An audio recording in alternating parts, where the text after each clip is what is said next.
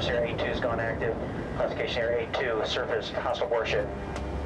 Attention in the section tracking party Sierra 82, the contact of interest has been classified as a hostile surface warship. Chief of the watch, man battle stations. Man battle station. Take charge of place, you got 150 feet. Man battle station. That's main battle station. Attention in the fire control tracking party. Intelligence from sonar indicates that Sierra 82 is making 12 knots. All stations evaluate for a speed of 12 knots. Carry on. Ever since there has been war at sea, sailors and inventors have dreamed of making a craft that would operate deep below the surface. Somewhere in the expanse of the Pacific Ocean is USS Honolulu, a Los Angeles-class attack submarine. Clear, open ejection pump door port side, open muzzle door tube 2. Today, the submarine is the ultimate weapon. Once an impossible dream, she has progressed from an instrument of the underdog to a nuclear-powered Leviathan, free to roam her watery kingdom as ruler of all above and below the waves. Bearing, mark, 206.1, now let's go. The modern submarine can slip silently and secretly into troubled waters, eavesdropping off foreign shores, using stealth as her greatest asset. Flying point procedures, master 1, tube 2.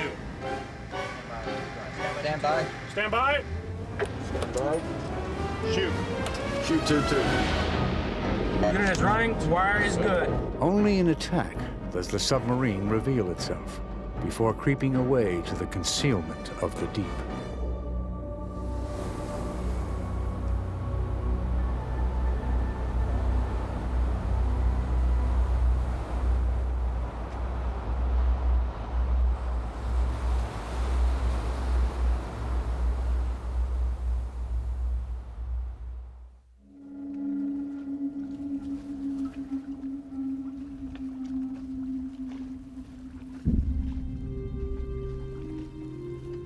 It was in 1776 that the dream of a submarine became a reality. A clam-shaped vessel called Turtle carried out the first attack ever recorded by a submersible. It was during the Revolutionary War, and it was a desperate effort by colonist David Bushnell to humble the British Navy.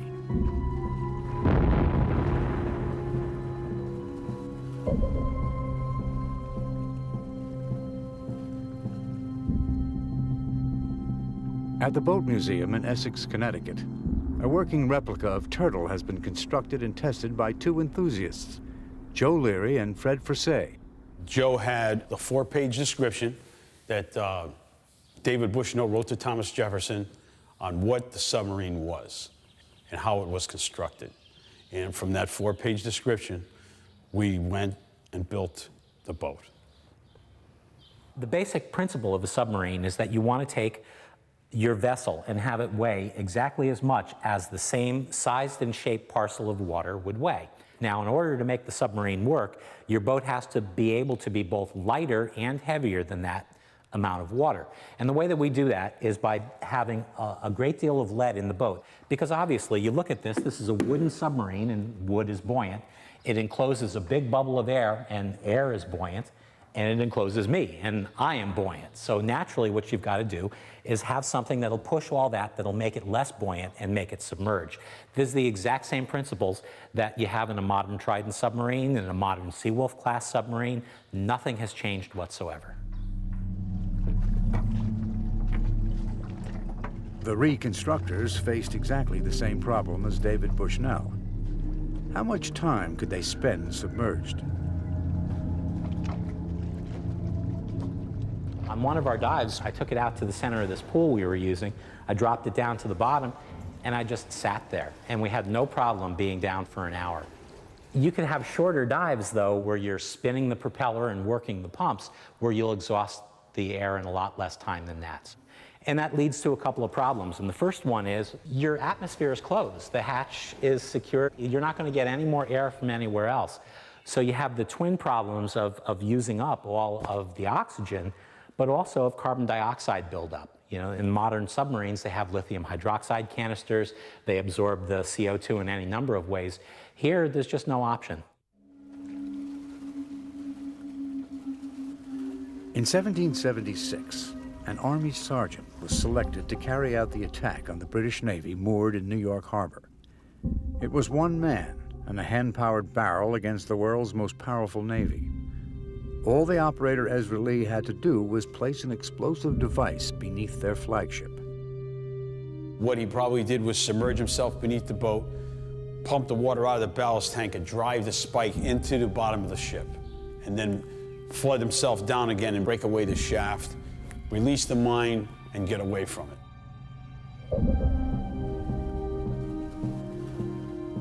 Ezra Lee did get underneath the boat. He did manage to get the screw smacked up against the bottom of the boat, but unfortunately struck one of the iron braces that is associated with the pintle and the rudder assembly and bounced off.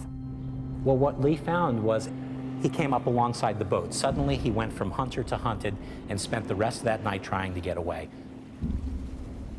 Well, the fact of the matter is, no one knows what boat he attacked that night. We've been all over the Public Records Office of the Admiralty, and no one has any indication that there was a submarine attack at that time. Now, when you think about it, this is one of the most remarkable, dramatic things that ever happened in the history of naval combat. And there's no one like the British in terms of, monopolizing the great advantages in naval combat. And yet I have this image that they're standing there on their decks, almost like the dinosaurs, looking down in condescension at the little mammals that are taking away their eggs. They had no concept that the world was changing fundamentally at that moment in that spot.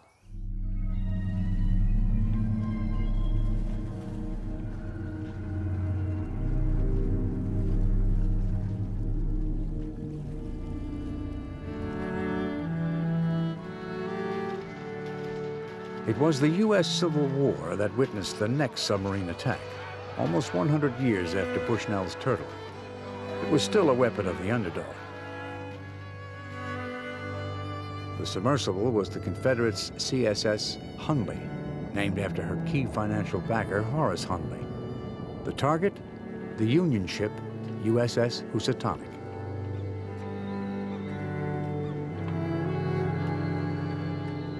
The Hundley basically was a machine of desperation. Think of the mid-19th century going out in the middle of the night in a submarine. Even after all these years of research, still the ring of Confederate submarine just isn't supposed to be there. It just doesn't sound right. There's just something wrong about it. Submarines are supposed to be in their infancy in World War I, and here we have one that actually sunk a ship 50 years before then. On the drawing board, the Hundley was to be powered by batteries. But in 1863, the technology wasn't ready and was replaced by 8 men cranking the propeller.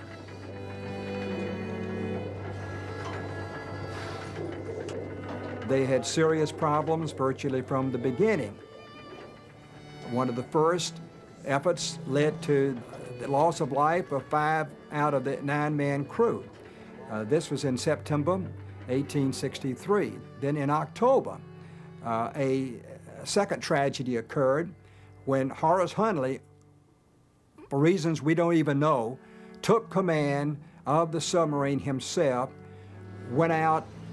He had no experience in this sort of thing. He evidently hit the lever that let water into the ballast box. It plunged to the bottom, bow first, stuck in the mud, and the whole crew of 9 died. Surprisingly, General Beauregard agreed to a third trial, and surprisingly, one could still obtain volunteers to go on board. Our intelligence tells us the federal fleet is massing in this area off of Rattlesnake Cove. I want you to take the Hundley out and reconnoiter that area. What is the tides in this area this time? The attack was planned for February 17th, 1864. Lieutenant George E. Dixon would direct his 8-man crew to ram the Union ship Housatonic under the cover of darkness. Their weapon, an 18-foot pole with an explosive charge at its tip. February, I'll take my crew to Hundley out on Rattlesnake Shoal, and any ship we come in contact with, we will sink. Federals have a new... With the Housatonic only 4 miles out, they knew that they could just go out in about 2 hours and get it. And they went out about 7 o'clock at night, and they reached their destination at about 8:30. From all eyewitness accounts from the sailors on the Housatonic. and they ran the charge in and backed away. And the only thing that seemed to have gone wrong with the attack was that they were only about 60 to 80 feet away from the Housatonic when they wanted to be 150 feet away. And they were spotted as they sort of broke the surface and came close, so they were met with a barrage of small arms fire. No one really knows what happened next. Either the Hunley was too close to her own blast, or water may have swamped the boat. But at the moment of triumph, there was tragedy. And while the recent raising of the wreck may offer some answers, it's more likely that the truth sank with the crew when the Hunley went down to the bottom for the third and final time. One of the names given to it here in Charleston was the murdering machine. Now, since it killed 3 crews during testing, was that nickname because it killed crews, or was it the nickname the murdering machine because it went out and murdered Union sailors on their ships? Either way, the murdering machine had made history, carrying out the world's first successful sinking by an underwater craft. But the Hunley was more like a human-powered torpedo than a real submarine. Even as she came to rest on the ocean floor, others were developing the concept of an unmanned torpedo. Robert Whitehead was an English engineer working for the powerful Austro-Hungarian Empire in the early 1860s.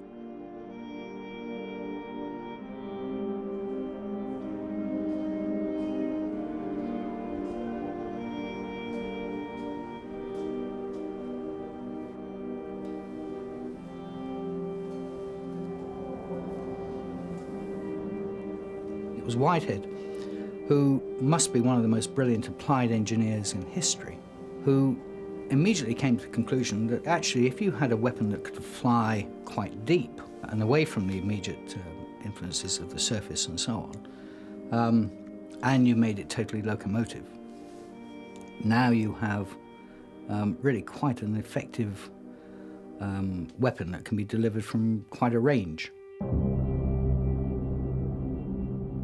Whitehead says, well, wait a second. If I can make a little compressed air motor, it doesn't have to be very powerful because I package all this in a little package, and in effect he makes a self-guided submarine, right? Because the thing travels underwater. He calls it an automobile torpedo because it runs itself rather than just being pulled. At first it's a very primitive animal. It makes maybe 9 knots, but it has very interesting potential. By the late 1860s, the Whitehead torpedoes were functional, but not yet effective. 15 years later, they were being launched off crude platforms from the decks of warships. The first use of a Whitehead in history occurred in 1877, when the Shah fired a weapon against the Huáscar, which had been pinched by a Peruvian pirate. That first torpedo actually missed, probably because the torpedo was slower than its quarry. The Whitehead torpedo was problematic because it couldn't keep its depth, it didn't steer straight, and it didn't go very far or very fast. And all 3 of those things had to be settled before it could work effectively. The critical breakthroughs were the gyroscope, which enabled it to keep a steady course, improved depth-keeping systems, basically flotation chambers, and a much improved engine which provided greater power and longer range. And these things come together by 1905, 1910 to create the weapon that in the First World War will transform the battlefield at sea. But before that could happen, the torpedo needed better launch capabilities. If it could be launched from submarines instead of the decks of small surface craft, it could become a devastating instrument of war.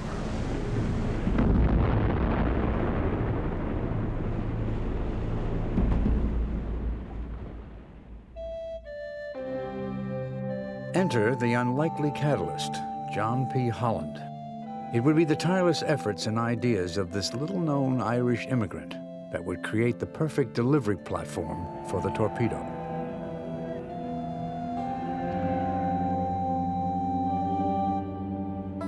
In November 1873, Holland arrived in the United States, where he would make his name as the father of the modern submarine.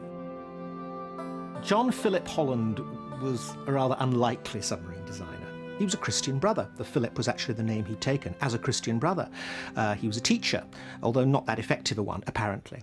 But he had a passion for technology. He could really, it was found, he could explain technology more than other subjects. And he had a great flair for invention. And as a patriotic Irishman who had emigrated to the United States in the aftermath of the famine, he became associated with the Irish Republican Brotherhood, the Fenians as they were called. It was the Fenians who funded Holland's early attempts to build a submarine so that they could strike at the British Navy. His most notable effort was known as the Fenian Ram. He actually rather fell out with the Fenians. The money ran out. And quite soon, in fact, Holland was getting as frustrated with them as he was for a while with the United States Navy. But as time went by, he decided that his role was to design a submarine for his adopted country, which of course he did. When the U.S. Navy held a submarine design competition in 1893, Holland's inventive engineering skills produced the clear winner. That submarine became the Holland V. It was steam-driven. It was 85 feet long. It was 68 tons. It was a big boat. The reason he used steam was because the specifications the government insisted on were so high in horsepower required and speed that he couldn't get it with any then known internal combustion engine. And steam was the only power that could do it. This steam plant was not insulated, so when it was fired up and the hatches were closed, the heat inside became totally intolerable. This ship was a disaster. It never did work right.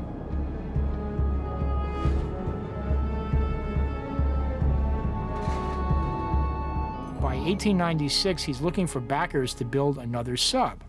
Also, he's figured out that what he really needs are a combination of storage batteries and electric generator. Storage batteries for underwater power, electric generator to repower them when he's on the surface. Holland found what he was looking for at the electric boat company run by Isaac Rice. Rice agreed to fund Holland in exchange for the rights to his submarine patents. And that was the birth of the Holland VI, the submarine that laid down key principles upon which modern boats would be constructed. Once submerged, she was powered by batteries that could be charged on the surface by an internal combustion engine. She had a hydrodynamic shape, a fixed center of gravity for stability, and a reserve of positive buoyancy. Another revolution was the use of multiple trim tanks. Many of the earlier boats had very large tanks that were either partially full or they had steam boilers. Either case was very, very dangerous. Any down angle or up angle on the boat would cause the water to rush to one end or the other, and the boat would stand on end. Such was the common thinking at the time then, that a submarine had to be level diving in order to be safe. Well, John Holland blew that theory out of the water. By filling his tanks up completely and then using just very small tanks to adjust the trim, his center of gravity was stationary. This allowed him to travel up and down on an angle, porpoising, basically operated a submarine like a fish. Therefore, the Holland dove like a modern submarine does.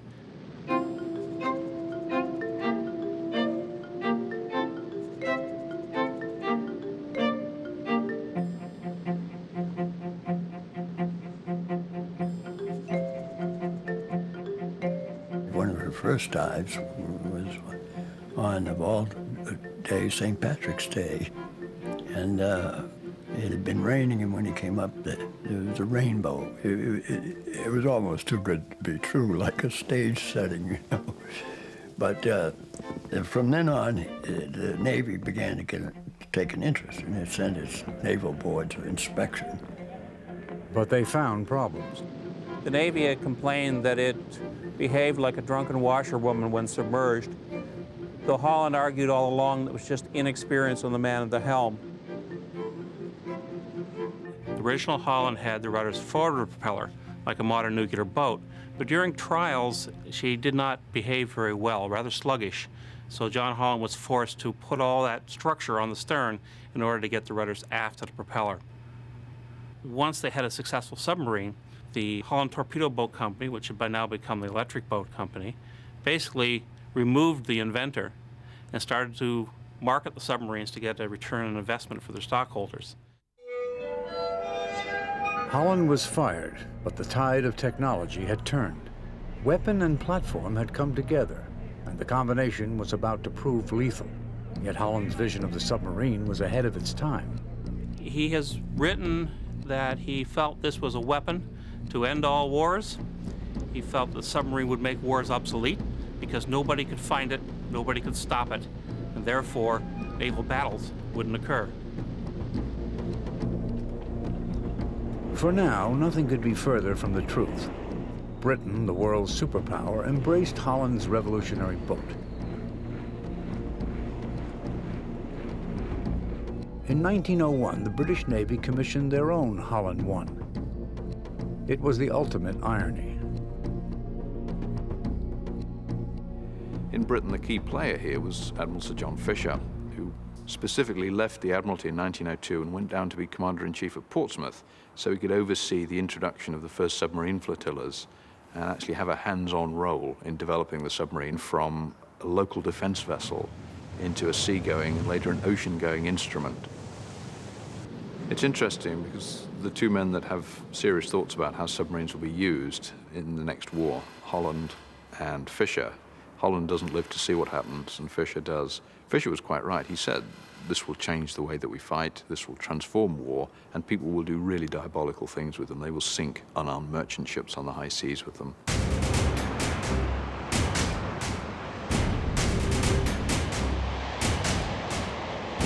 In August 1914, Britain went to war with Germany.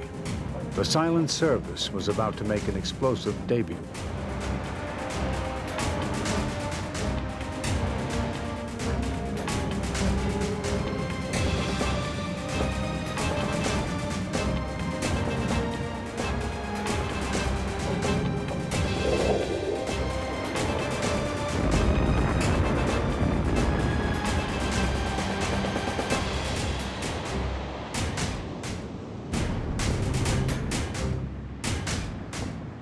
First and most stunning success for the submarine in the First World War came when the German submarine U-9, commanded by Otto Weddingen, sank 3 large British cruisers off the Dutch coast.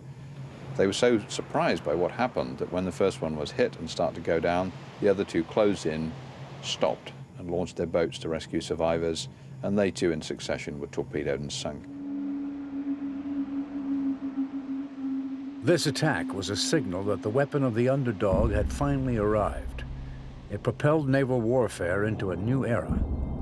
U-boat commanders realized stealth was a key element to their operations, so they discarded the rules of engagement laid down by the 1856 treaty, known as the Declaration of Paris. In order to capture a ship legitimately, you had to stop it on the open seas, you had to board it, inspect its papers, and you had to allow the crew and the passengers good opportunity to escape from the ship before you sank it. These were the so-called cruiser rules, and they governed how war at sea should be fought. They were, of course, far too civilized for the First World War, which was nasty, brutal, and total. The important novelty in the way the Germans used their submarines against British and Allied trade in 1915, when they declared a war zone and unrestricted submarine warfare, was that submarines would act in a way that nobody ever thought they would before the war. That is, shooting on sight, not picking up survivors. And this was what the Germans began to do. And the combination of the submarine used in this previously utterly inhumane way, as it was thought, proved an extremely effective instrument indeed. And in a context where Britain was expanding the blockade items which it wasn't allowing into Germany to cover almost everything, including food, the Germans thought they had the right of retaliation. But the unrestricted warfare tactics of the German Navy ensured a grim roll call of innocent victims.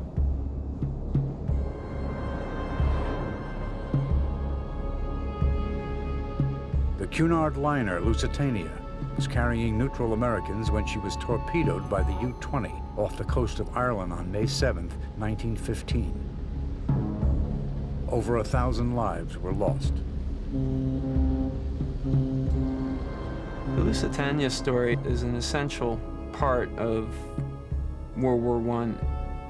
It has all the elements of the Titanic disaster, all the romance of the rich and famous going down with the ship.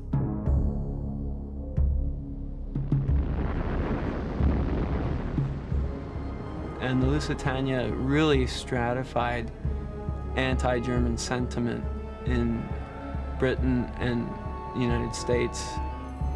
It's a contributing factor, at least, to the American involvement in World War I. The submarine was tearing up the rules of war, threatening the British Navy's superiority and its previously unassailable command of the seas, so vital for an island nation.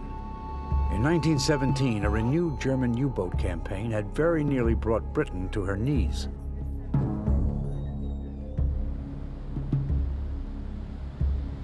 The key to the success of the German submarines in the First World War isn't any technological superiority. Their boats might have been slightly better made, and their diesel engines were probably of a higher quality than the British engines. But the basic German U-boat and the British submarine of the First World War were not very far apart in performance.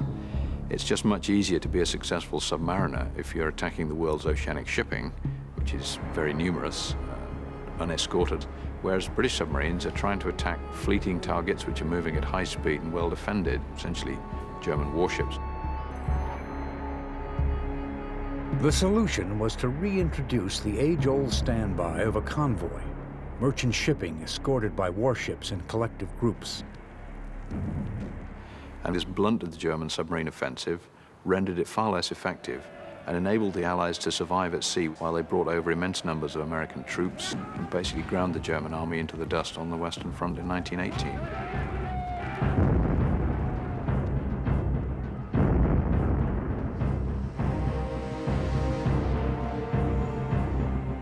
After the war, the victorious Allies banned U-boat construction. Undeterred, the Germans continued to develop submarines in a clandestine design bureau in the Netherlands. When Adolf Hitler took control in 1933, he approved plans to once again construct U-boats. 24 were being built by the end of 1935. The Germans knew exactly what they wanted for their submarines. They were going out to hunt down our merchant ships. For that, they wanted speed on the surface. They knew they would have to go through very rough weather. They knew they were going to be attacked with depth charges. They were going to go in harm's way. They built their submarines from the very start under Admiral Dönitz from 1935 on for war and war alone. Karl Dönitz, the German submarine leader, had innovative ideas about U-boat operations. His strategy was a ruthless submarine campaign that made use of radio communications to guide multiple U-boats to their prey. 1935, when he's designated as Commander-in-Chief U-boats, he experimented with radio communications again to develop what is widely referred to as Wolfpack, but to the Germans is known as Rudeltaktik, literally meaning group tactics. When one U-boat spotted a convoy, it shadowed at a safe distance and called other U-boats into position by radio. Designed for fast surface running, the U-boats raced to their intended victims. When enough were assembled, the pack would pounce under cover of darkness.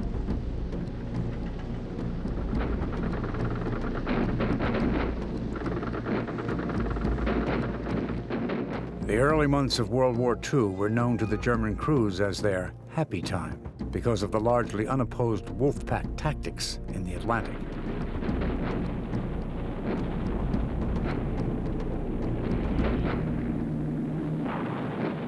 The U-boat's coordinated use of radio was devastating, but the Allies countered with audio technology of their own, the twin inventions of radar above the waves and sonar beneath. Hunting U-boats became a high-tech game of cat and mouse, a game still played by modern navies. Sonar ready.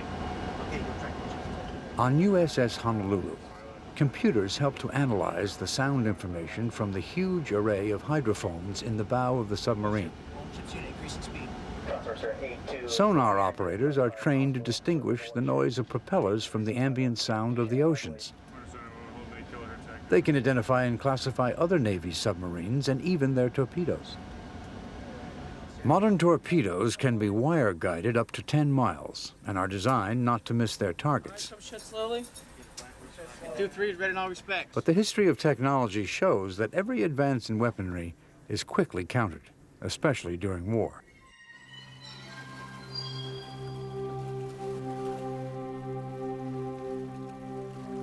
In December 1941, war erupted around the Pacific Rim, creating global conflict and the ultimate challenge to man and his machines.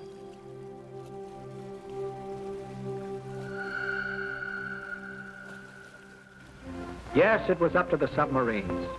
At that time, we had exactly 51 submarines in the Pacific, and that included 12 of the old S-class. On December 15th, 8 days after Pearl Harbor, American subs drew their first blood.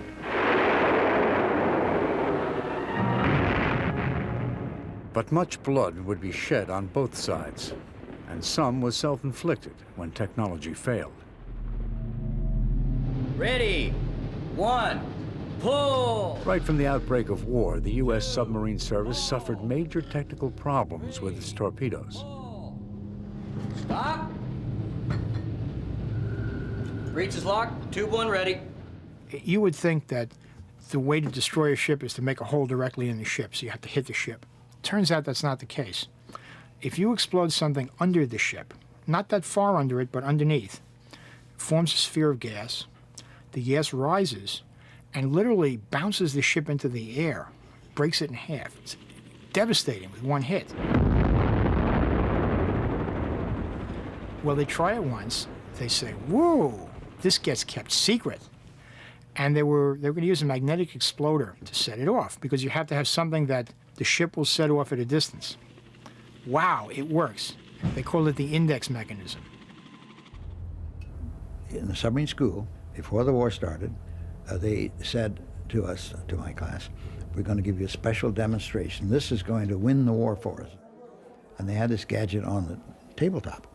The demonstrator had a steel rod, and he passed it over this gadget. And as it passed over, it went click. And he said, you see, this is a torpedo exploder, exploding mechanism. And if it passes under an enemy ship, when it passes under the ship, and this rod represents the ship passing overhead, when it goes click is when it explodes. Unfortunately, it didn't work very well. It didn't work well because the ship's magnetic field varies with where on the Earth it is. Then the other problem was there were periodic circular runs. In some cases, the boat spotted them and got away from them. Others, there was 2 submarines lost during the war, both ours, due to circular runs on torpedoes. When they fired them, they just made one big circle, come right back and hit you, and that was it. We saw this tanker, we pursued it, Japanese tanker, and we finally fired a torpedo, several torpedoes, and one of them ran in a circle. We heard the thing going around, coming right back. So we went for deep depth. We take her down fast. Dive, dive, dive! So the ship was angled down, and I was in the conning tower, and it was blacked out because it was at night. And in front of my face, a light bulb was hanging down on a wire, and it had been turned out by unscrewing it slightly in the socket. And as the torpedo came back, it exploded. It was the loudest noise I've ever heard in my life. It could not have been more than 10 or 15 feet away from me. It went off magnetically, prematurely, or I wouldn't be here to tell you about it. And that light bulb flashed into brilliant flame right before my eyes. And then it shattered into a million little pieces, some of which hit me in the face. And I remember clearly my thought at that time. I thought, I've just been killed. Not until 43 do we have torpedoes that actually work. You can imagine also that when you fire perfect shots and nothing happens except they depth charge you, this tends not to have a great effect on the morale of the officers. Somebody should have been shot for sending the darn things out here. But the argument was at the time when they designed them and started using them, not during the war, of course. They were too expensive to waste in testing. But how many lives did it cost? And how much really would it have shortened the war if they'd have been right? Once the torpedo problem was solved, American submarines went into high gear, sinking over 60% of the 8 million tons of Japanese shipping destroyed during the war.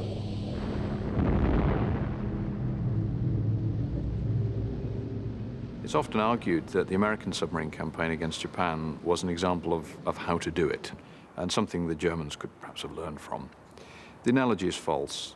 It's not just that the Japanese didn't escort their convoys until quite late on and didn't do it very well when they did.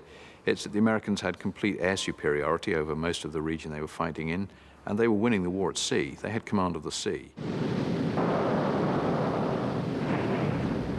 In the Atlantic, command of the sea was swinging toward the Allies and against the U-boat. Code breaking became vital in countering the U-boat menace, since communication was the key to Dönnitz's Wolfpack strategy. The British succeeded in decoding enemy ciphers after capturing a German Enigma machine. And in the fall of 1942, the U.S. broke the German naval code.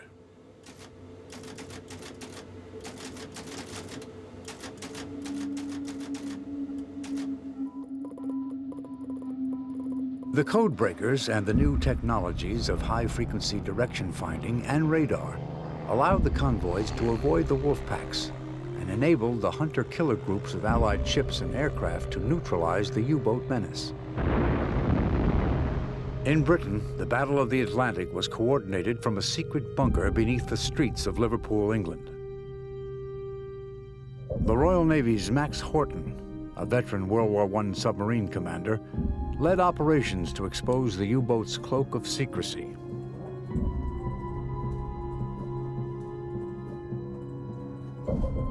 Horton is particularly interesting because he's not just the first British submariner, he's almost certainly the greatest. He was the classic poacher turned gamekeeper. He understood the submarine psyche, and he was put to work to destroy the submarine service of Germany in the Second World War. And he did this by attacking their morale in the most fundamental way. He insisted that submariners would be beaten, not by avoiding them, but by killing them. And by the middle of 1943, the morale of the German submarine service had cracked. The Nazi is forced to the surface. Immediately, a torrent of gunfire is turned on the crippled sub. It is doomed.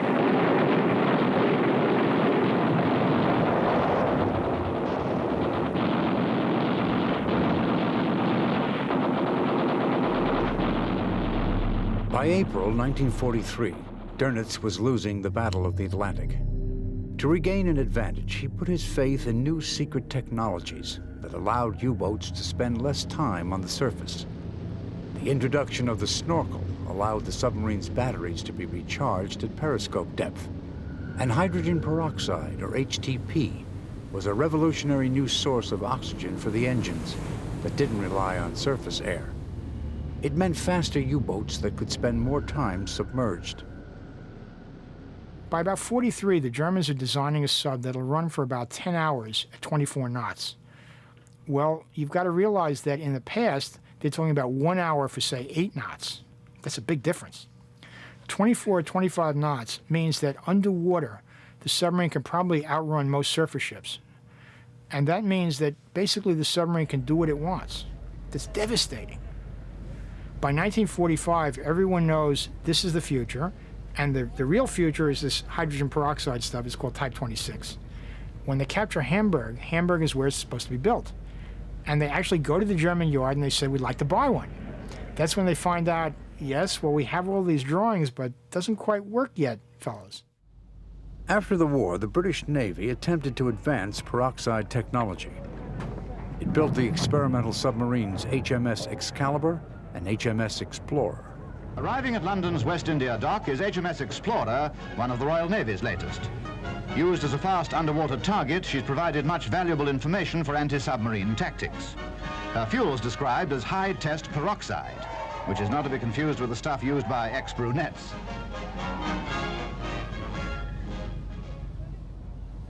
But the HTP was extremely volatile, and the technology was a dead end. By 48, there's a submarine officers conference, which is held regularly, and they're all complaining. No one helps them, the stuff is terrible, they can't get the materials, no one wants to do it. And then someone else walks in, it's Rickover. Hyman Rickover was a brilliant engineering officer in the United States Navy. He believed that the future of submarines was nuclear. This chart shows that 1 pound of uranium is equal to 2,600,000 pounds of coal. Here's the pound of uranium, which in comparison is so small that it's represented by a pinpoint. Here was a fuel that didn't need oxygen for combustion, one that freed the vessel from the surface. By generating its own air and by purifying seawater, the submersible could become a true submarine. Rickover did one unbelievably important thing. About 48, 49, he had a series of design studies for maybe the next step in reactors. And it was very easy to imagine pushing this technology slowly onwards, and maybe eventually you would do something with it, but it wasn't that mature technology. You could keep pushing a lot longer. Rickover said, no, it's mature enough. We're going to go now. It was obviously Rickover's perception that nuclear gave a new dimension to submarines, and for that matter, surface ships. And that if he did it right, that would be an unbelievable advantage for the Navy.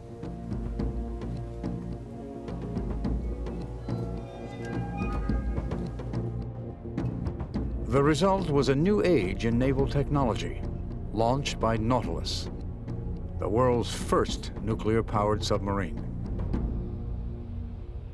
This wasn't a hot, sweaty diesel submarine. This was just a luxurious boat that was clean, neat, very comfortable to live on, had an abundance of water. Everybody smelled good, and it was just happiness here. In 1955, Nautilus made all conventional submarines obsolete. She was the first to be designated SSN, the N for nuclear. I reported aboard the Nautilus in March of 1957 and served under Admiral Wilkinson. And later that year, we went up under the ice for the first time. And this mission, when we had left Seattle, was announced as a top secret mission. The cover story was we're heading south and going down to the equator, then going to go back through the Panama Canal back up to home in the Atlantic. The real mission was to attempt the first underwater transit from Pacific to Atlantic, feeling their way under the polar ice cap. This was the Cold War between the Soviet Union and the United States. Being the first to develop new technology was the key for both sides. The success of Nautilus would be a PR coup for the U.S. When we left Seattle in 1958, one of the announcements that Captain Anderson made was that our job was to out-Sputnik the Russians. After we had surfaced in the Atlantic side, one of the things that everybody realized from a strategic standpoint is that we had been in their backyard. When they arrived in New York Harbor, they were met with a spectacular reception. Nautilus had become a symbol of American know-how, navigating the last unexplored corner of the planet. We didn't really know what the impact was. We had no sense of how important the trip was. We knew everybody would rejoice and everybody was happy for us, but we did not fully understand the strategic impact, the economic impact, if there is one. The impact of the atomic age was a submarine that could go for months without the need to surface. Her only limitation was the amount of food she could carry for the crew. But the ability to stay submerged and cruise at high speeds created a demand for new hull designs. How do you learn how to control these things at high speed underwater? And how do you learn how to control them before you actually spend on building a fast one? So the question is, how can you build something fast enough that it will simulate a fast sub like Nautilus, and yet doable without Nautilus power plants? Well, they go to David Taylor Model Basin, and they say, find us the most efficient underwater hull form. We don't care if it's very good for a combat sub. All we want is something real fast. They do a series of experiments in their test tank. They find out that the most efficient hull form is what's called a body of revolution. The result was the Albacore, now on display at the Maritime Museum in Portsmouth, New Hampshire. By term body of revolution, well, I think you can see it the most graphically if you get out an imaginary knife and slice through this piece of baloney we call the albacore hull, like so. In every section that you'd slice through would be a circle. Designed to operate a good deal of the time on the surface, is on the way out. Submarines of the future will be true submersibles, designed to operate underwater 99% of the time, and will be shaped like a streamlined whale. The streamlining reduced drag, helping Albacore achieve record submerged speeds. Now the crew needed to figure out how to handle her. It was remarkable. It could start from dead in the water and be to maximum speed in a matter of minutes. Now, the advantage there is obvious. If you're trying to escape or trying to attack or even trying to transit, high speed from the get-go was essential. This is a Navy picket boat. It is traveling at twice the speed of the fastest World War II submarines. The Albacore's speed, like that of the Nautilus, is highly classified. The Navy says only that it exceeds 20 knots. There he is. Mark, bring me up about a foot. About a foot, aye. As you watch the Albacore's periscope overtake the picket boat, you may get some idea of the speed of the atomic submarines of the future.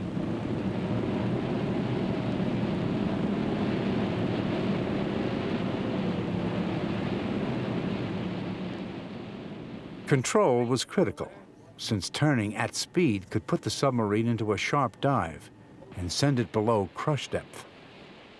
We had a little dorsal rudder behind the sail, which was to overcome the JC, and excuse me if I offend anyone, the Jesus Christ factor, because when we hit a curve at high speed, you went literally into a snap roll. And we took several deep roll dives, as we called them, down to about 54 degrees. Imagine standing at 54 degrees. It's quite a lean. So we learned if we were in a dive at high speed, throw the rudders over and you'll come out. The Albacore has been a dream of man for more than 400 years because she flies underwater. She is the true submersible. And when the Nautilus nuclear heart goes into the Albacore form, man will never worry about coming to the surface to breathe and to look about.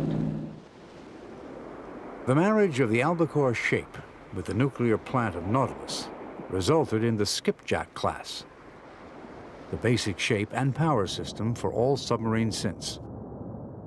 Other than the fact that you are now in a nuclear submarine that has made a quantum leap toward being a true submarine, limited only by the food supply, the next event that you can look at is the evolving of the weapons systems on that platform.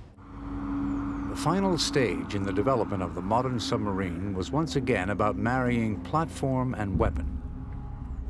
Missiles were first tested in World War II when German scientists produced the V-1 and V-2 rockets. The Allies realized that missiles would give the submarine a crucial new capability to attack land targets.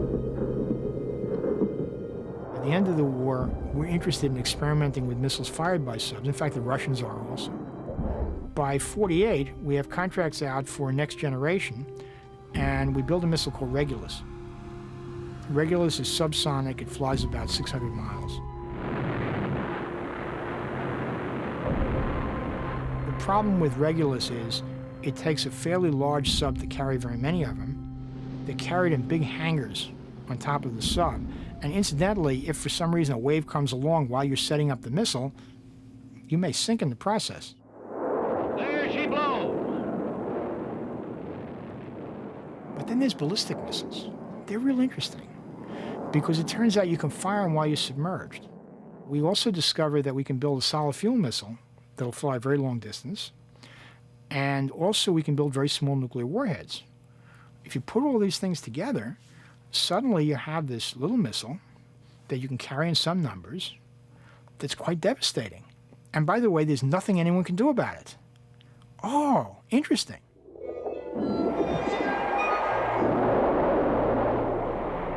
In 1960, the SSBN George Washington, the world's first nuclear-powered ballistic missile submarine, successfully test-launched 2 Polaris missiles. She was now a silent strike platform, capable of launching nuclear warheads more powerful than all the bombs dropped in World War II. The Cold War produced stealth technology with awesome firepower, and the SSBNs still patrol the seas in their role as deterrent. In today's fleet, attack boats like this Los Angeles class carry Tomahawk cruise missiles capable of turning left at traffic lights and hitting targets with deadly accuracy.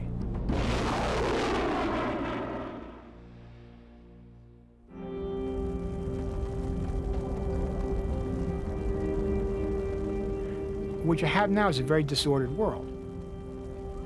So the role of military forces tends to be to react to things all over the place. In that kind of world, submarines still have an interesting role. What a submarine really offers you as a government is it's invisible, it can go somewhere at high speed, it can hang around somewhere without aggravating a situation. If you think about a lot of crises, if you suddenly turn up with, say, a large naval force or a lot of airplanes or something like that, you'll have a real effect on what happens, and it may not be the effect you wanted. The government may very well want badly to be able to decide what it does. Submarines give it the time to make that decision. Today, 5 nations maintain ballistic missile submarines. But though technology is ever advancing, the dangers of the deep remain.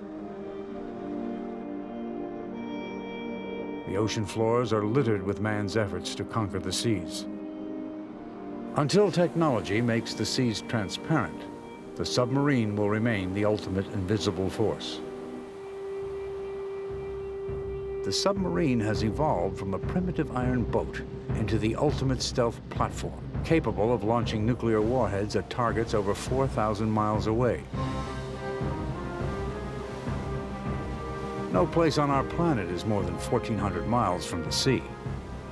And lurking in those depths is a weapon capable of destroying an entire continent.